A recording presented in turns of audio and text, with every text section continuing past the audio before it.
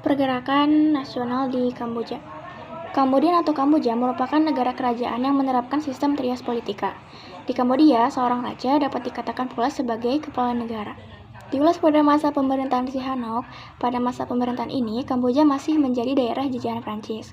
Gelar raja yang ada pada Sihanouk pun diberi oleh Prancis sendiri.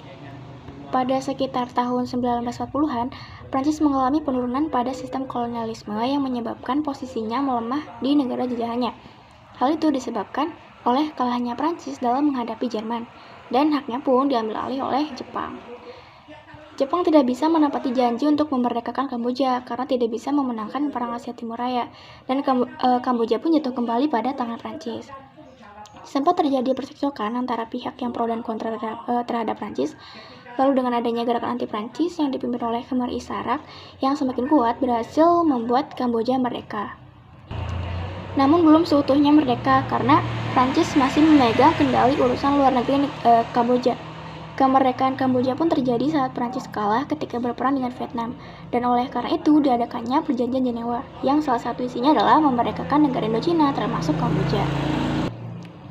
Netralisme di Kamboja berhenti saat Sihanouk mengizinkan daerah Kamboja menjadi tempat penyerangan antara Vietnam Selatan dan Vietnam Utara yang membawa banyak tentara masuk ke dalam negeri. Setelahnya terjadi percekcokan antara Sihanouk dan Lon Nol karena kekuasaan atau kedudukan. Pertentangan tersebut terjadi saat Sihanouk menitipkan jabatannya pada Lon Nol saat Sihanouk pergi ke Prancis. Namun karena saat itu banyak pihak yang tidak menyukai Sihanouk, kemudian Lon Nol ikut serta dalam kudeta dalam rangka menurunkan jabatan Sihanouk.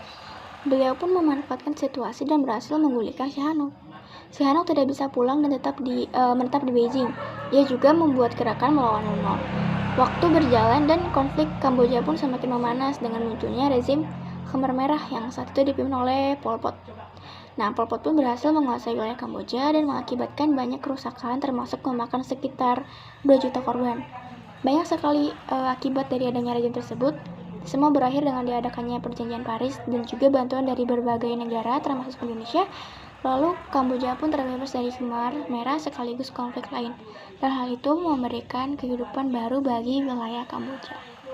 Pergerakan Vietnam. Pada abad ke-5, pergerakan nasional di Vietnam sudah mulai dengan perlawanan terhadap penjajahan Tiongkok yang dilakukan oleh para patriot Vietnam, seperti Trung bersaudara, dan pada abad ke-18, Tay Son bersaudara dapat mengusir penjajah Mongolia dan Tiongkok. Dong Kinh Nguyen Thuc atau Free Fight School Movement pada tahun 1907 yang dipimpin oleh Phan Chu Trinh merupakan pergerakan nasional Vietnam ketika dijajah oleh Prancis. Gerakan ini memiliki tujuan untuk memajukan bangsa Vietnam dari kebodohan dengan mendirikan sekolah pribumi dengan menggunakan sistem pendidikan barat. Pada awalnya, sekolah tersebut ditentang oleh pemerintah kolonial Prancis, tetapi akhirnya pemerintah Prancis mengizinkan sekolah tersebut beroperasi, tetapi harus dalam pengawasan yang ketat. Dalam bidang politik, terdapat organisasi Vietnam Quang Puch Hoi atau Association for the Restoration of Vietnam yang didirikan pada tahun 1912 berada di bawah pimpinan Phan Bui Châu. Pemerintah Prancis selalu mengawasi keberlangsungan kegiatan organisasi ini, terlebih ketika PAN serta organisasi nasionalisnya mengadakan kerusuhan-kerusuhan di Chongqing pada tahun 1913 dan serangan pada Provinsi Thanh Nguyen pada tahun 1917. 1915, golongan nasionalis membentuk sebuah partai politik bernama Vietnam Quech Dan Dang atau Partai Nasionalis Vietnam yang didirikan oleh Nguyen Tay Hoc. Organisasi ini terbagi menjadi dua, yaitu kelompok terbuka dan kelompok rahasia yang bergerak di bawah tanah.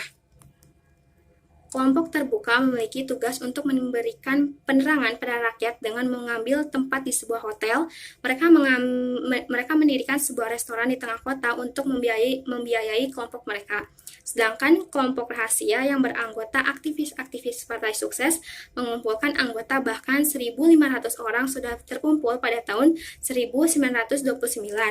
Pada 10 Mei 1930, organisasi tersebut melakukan pemberontakan. Tay Hoch mengumumkan suatu serangan umum, tetapi terdapat anggota yang berkhianat membuat pemberontakan itu sudah diketahui oleh pemerintah Prancis. Pada perintah kedua dari Tay Hoch agar serangan umum ditunda sampai 15 tidak dapat dilakukan karena serangan sudah terlanjur dilaksanakan. Prancis dapat meredakan serangan itu dengan cepat.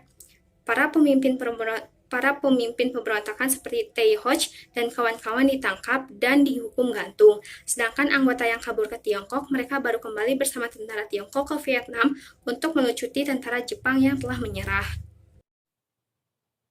Pergerakan Laos. Beberapa kejadian yang terjadi di Vietnam dan Kamboja sebetulnya sudah memutuskan bagaimana nasib Laos di barat. Laos dan Kamboja berada di posisi yang sama baik dalam hal Vietnam ataupun Siam yang menuntut kekuasaan untuk kerajaan-kerajaan di Laos. Demi kepentingannya sendiri, Prancis terus menuntut untuk mendapatkan hak-hak Vietnam dan juga sekali lagi mengeksploitasi keadaan-keadaan politik seperti yang dilakukannya di Kamboja. Perkembangan Prancis di Laos juga menggambarkan derajat politiknya yang dipengaruhi ketakutan mereka terhadap Inggris dan memperlihatkan tingkat persaingan antara kekuatan dari Eropa mengarah ke ekspansi kolonial selama 20 tahun terakhir pada abad 19. Pada tahun 1864, saat pelarian di Cina Barat yang mana sedang terjadi pemberontakan Taiping, mulai bergerak menyeberangi perbatasan. Mulanya, memasuki kerajaan di Laos. Kemudian, Raja On Kam asal Luang Prabang, salah satu penguasa Laos juga yang sedang berada dalam pengaruh kuat Siam, perlu meminta bantuan dari Siam untuk menghadapi pelarian-pelarian yang sudah mengorganisasikan diri pada kelompok bandit yang besar. Pada waktu yang sama, Siam mengutarakan kepada Laos mengenai tuntutan agar menolak Prancis yang baru memperoleh kemajuan di Tonkin dengan sangat tegas. Tahun 1885, Raja Chulalongkorn dari Siam mengutus angkatan perangnya untuk menolong Raja Onkam dalam menghadang pasukan pemberontak. Di saat yang bersamaan, 2 orang pejabat dari Siam ditugaskan memantau administrasi di Luang Prabang. Terdapat desas-desus kalau Raja Chulalongkorn melakukan hal itu untuk memeriksa setiap pergerakan yang dilakukan Prancis pada wilayah Sungai Merah, atas nasihat dari perwira Inggris di istananya, karena daerah tersebut dianggap amat penting bagi strategi Inggris maupun Prancis yang dimana keduanya memiliki minat untuk membentuk rute perdagangan dari barat ke Yunan.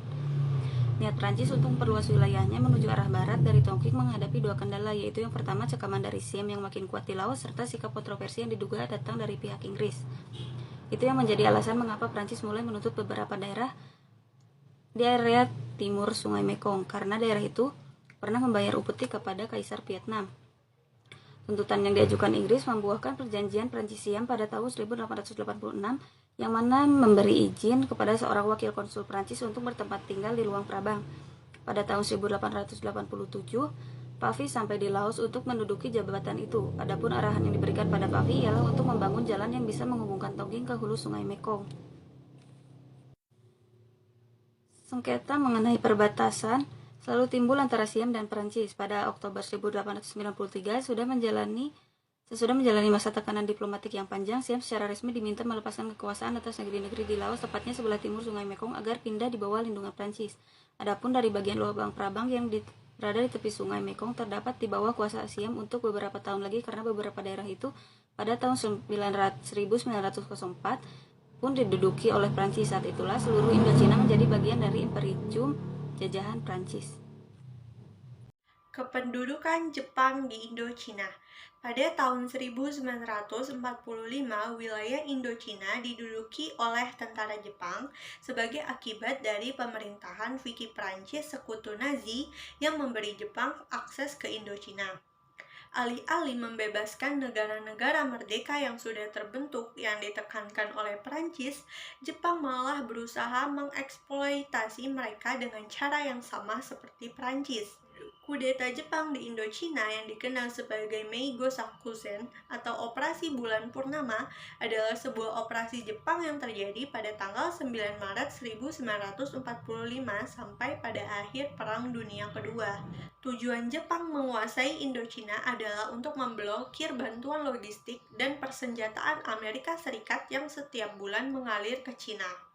Setelah Perang Dunia Kedua dan setelah runtuhnya rezim Jepang, sebuah partai di bagian utara Indochina, wilayah yang disebut Vietnam, yang dipimpin oleh nasionalis Ho Chi Minh menyatakan Vietnam sebagai negara merdeka dan mengambil alih kekuasaan atas Republik Demokratik Vietnam. Raja-raja lain di Kamboja dan Laos ragu-ragu, dan Prancis yang berusaha menguasai kembali wilayah Indochina setelah Perang Dunia Kedua segera menduduki kedua wilayah tersebut. Bertentangan dengan keinginan penduduk setempat, Prancis kemudian mendirikan Federasi Indochina yang menjadi bagian dari Uni Prancis. Uni Prancis berusaha untuk memperlakukan Republik Demokratik Vietnam sebagai negara merdeka sambil memberikan kontrol atas wilayah lainnya. Prancis untuk mempertahankan kepemilikan mereka menandatangani perjanjian yang mengakui Vietnam, Kamboja, dan Laos sebagai negara merdeka dan berpemerintahan sendiri di dalam pengawasan Prancis.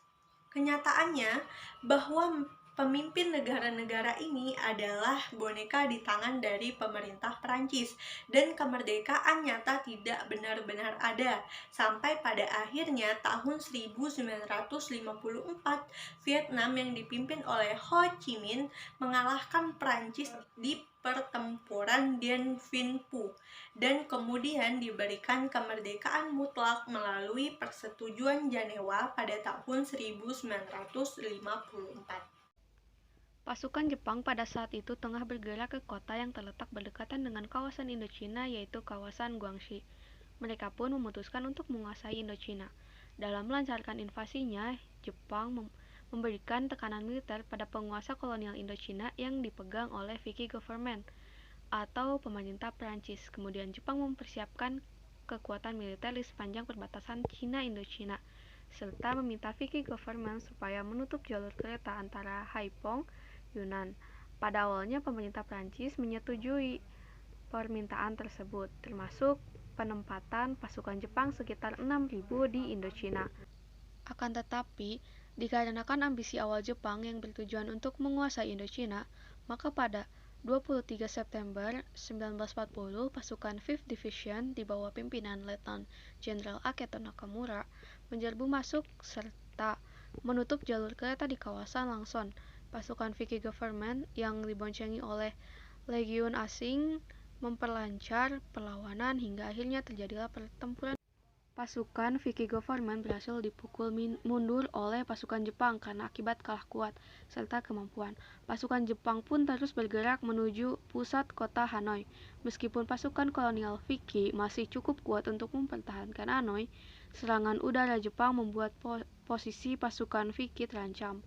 Mengingat mereka tidak memiliki kekuatan udara, bombardemen yang disebarkan melalui udara yang kemudian disusul pendaratan amfibi menyebabkan ribuan pasukan Jepang dari pantai Haiphong tidak sanggup ditahan lagi. Pasukan Jepang kembali mendarat di pantai Dongtach pada 26 September, tepatnya di sebelah selatan Haiphong. Pendaratan ribuan pasukan membuat posisi pasukan Vichy semakin tersudut. Pasukan Jepang dibekali lusinan tank sehingga dengan mudahnya pertahanan pasukan Vichy bisa dipatahkan. Dan pada saat malam harinya, semua perlawanan pasukan Vichy berhasil dikalahkan, yang kemudian Indochina jatuh ke tangan Jepang. Jepang berhasil memblokade Cina secara total dan mereka juga berhasil menguasai rute strategis untuk melanjutkan invasi menuju Burma. Burma adalah negara yang subur dan kaya akan padi dan minyak. Dengan menguasai Burma, Jepang akan terhindar dari serbuan balik pasukan sekutu yang pada saat itu masih menguasai Hindia Belanda serta Malaya. Jepang menggerakkan kekuatan 15 TH Army yang saat itu telah berada di Thailand. 15 TH Army dikomandani oleh Letnan Jenderal Sojiro Rida. Segera menggerakkan pasukannya. Serbuan menuju Burma berlangsung pada Januari 1942. Setelah menerobos hutan, Tenasserim berhasil dikuasai oleh pasukan Jepang. Pasukan Jenderal Sojiro yang terdiri dari 2 divisi infanteri bergerak menuju selatan, lalu berhasil menguasai jalur strategis